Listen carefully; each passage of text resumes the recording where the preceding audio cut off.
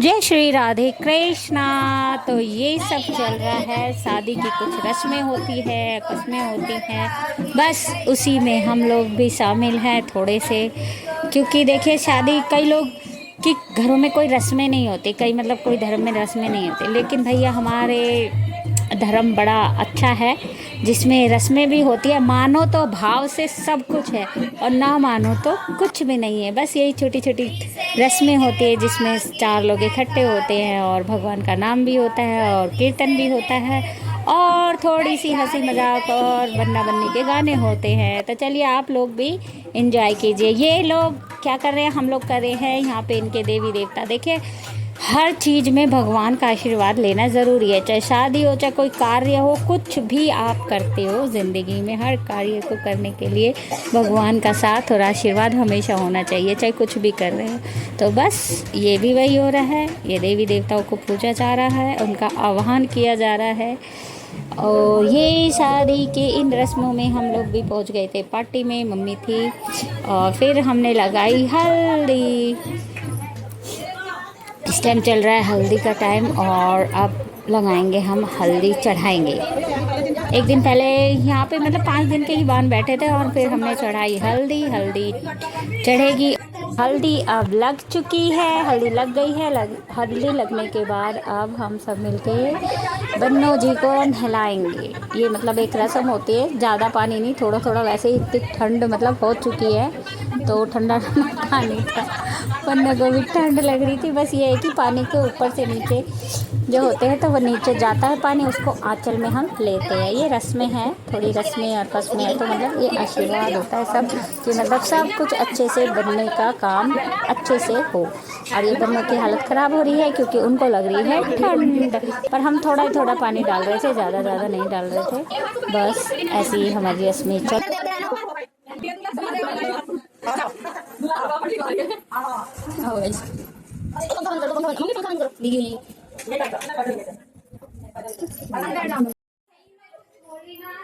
दीदी अपनी रस्म करते हुए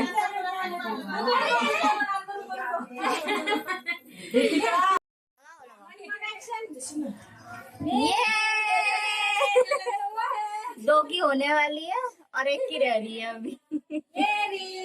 इसका भी जल्दी रहा, ये भी है, इनका भी नंबर लगेगी। ओए भगवान, मम्मी ऐसे मत। नहीं जल्दी जल्दी हो, क्या मैं तो चाह रही हूँ।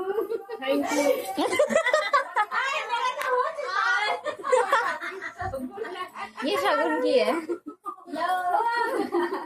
ये बात हुई, अब लगी हल्दी।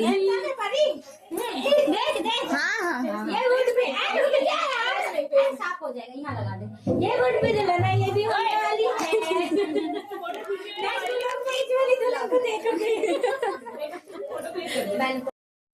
बीच वाली दुल्हन है, साइड वाले अभी बनेंगे।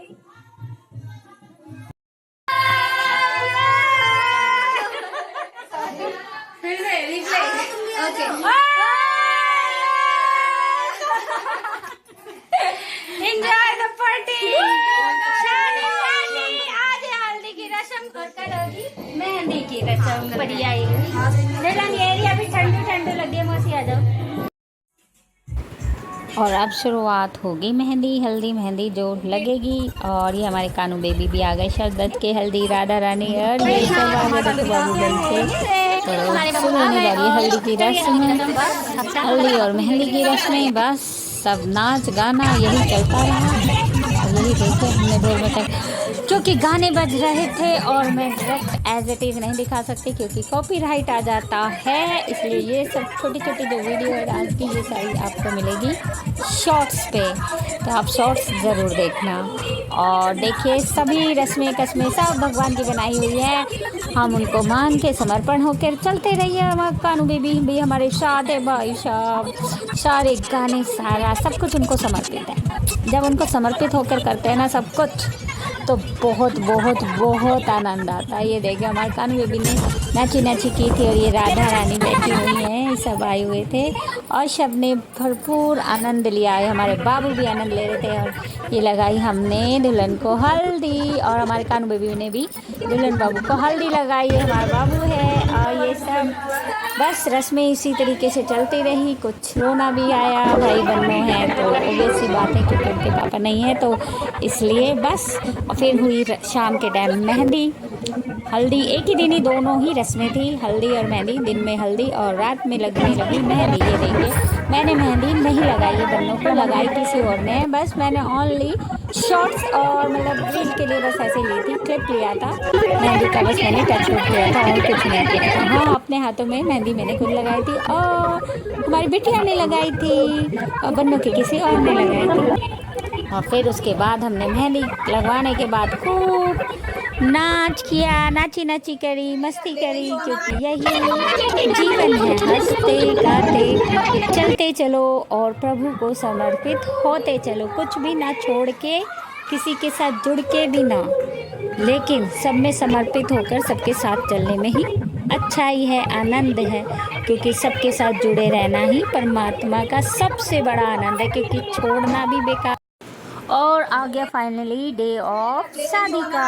और ये आज सुबह का दिन है, मॉर्निंग का टाइम है। तो हम सब क्या कर रहे हैं भाई, हम सब दुल्हन की तेल हल्दी की रस्मों को उतार रहे हैं। आज के एक टाइम चढ़ती है हल्दी और तेल, और अब शादी के दिन उतर रहा है हल्दी और तेल। अब उतारने की विधि चला रहे हैं, सभी रस्में हैं, कस्में हैं जो धीरे धीरे मानता है, और भगवान का आशीर्वाद और अपने घर के देवी देवताओं का भी आशीर्वाद मिलता है कि बन्नों को अपने जीवन में आशीर्वाद मिले, हंसी खुशी रहे, सब चीज़ों को अच्छे से झेल के अपने आगे बढ़ते रहें। तो बस ये तेल और हल्दी की रस्में चल रही थी, हमने उतार दी। और अब आ गया है चाक के लिए जाना, चाक पूजन के लिए हम लोग सारे जा रहे हैं। तो आप भी एंजॉय करिए ढोलक के साथ।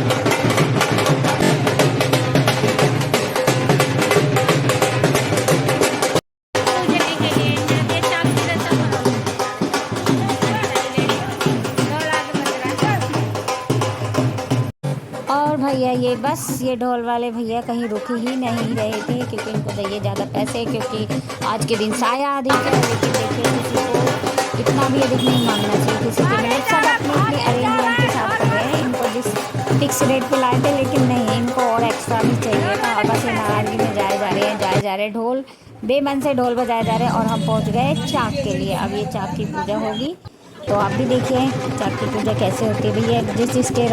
जिन जिन के यहाँ ये रस्म होती है, बताना किन किन के यहाँ रस्म होती है, तो कमेंट बॉक्स में आप डालना कि आपके यहाँ पे भी होती है ये चाक की रस्म।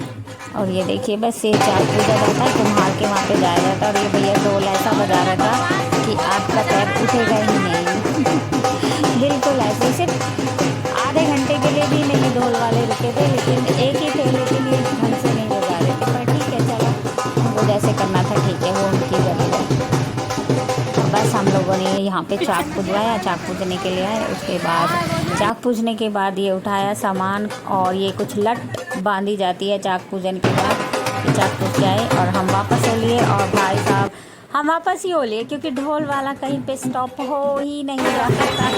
सबने कहा चलो घर चलते हैं, वहाँ पे इनको रोकेंगे, वहाँ पे नाची नाची करेंगे, क्योंकि सभी गए थे। क्योंकि ढोल चाक पे इसी तरीके से जाया जाता है, चाक को पूजन करा जाता है। और रस्में होती है, बहुत अच्छा होता है, क्योंकि ये रस्में ही होती है, इन सब में ही हम सब एक दूसरे से मिलते हैं, वरना कोई मिलता ही नहीं, कोई किसी से बात भी इतनी जल्दी नहीं करता है। बस इन्हीं रस्मों कस्मों में सभी मिलते हैं, छोटी छोटी रस्मों में सभी रिश्तेदार सब आते हैं। ये बस ढोल बज रहा है और नाच गाना हो रहा है। यहाँ पे बस रुका, यहाँ पे भी इसको पेमेंट कर दी गई थी, तब इसने जाके बजाया अच्छे से ढोल। फिर हम लोगों ने भी पाया भंगड़ा। आप लोग भी इंजॉय कीजिए भंगड़े को। भंगड़ा मतलब पंजाबी में कहते हैं ना।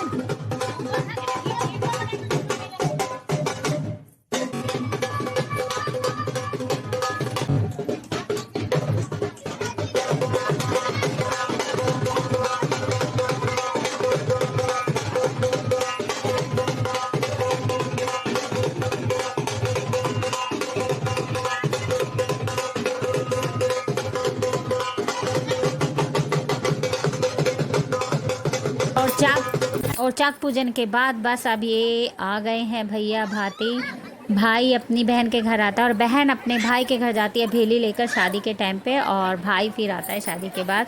पटरे पे चढ़ाकर उनको पटरे पे खड़ा करके उनकी पूजा की जाती है, वेलकम किया जाता है, क्योंकि वो भात लेके आते हैं और साथ में कुछ रिश्तेदार भी आते हैं। जैसे भी होता कहते हैं नरसिंह जी के भात में कन्हैया जी ने अपनी नरसिंह जी का भात उनकी बेटी के लिए भरा था, कितना ज़्यादा भरा था उन्होंने और किस प्रकार से भरा था। कहते हैं ना भगवान हर जगह खड़े होते, कहते किसी का जब कोई नहीं होता तब सिर्फ श्री हरि होते हैं सबके।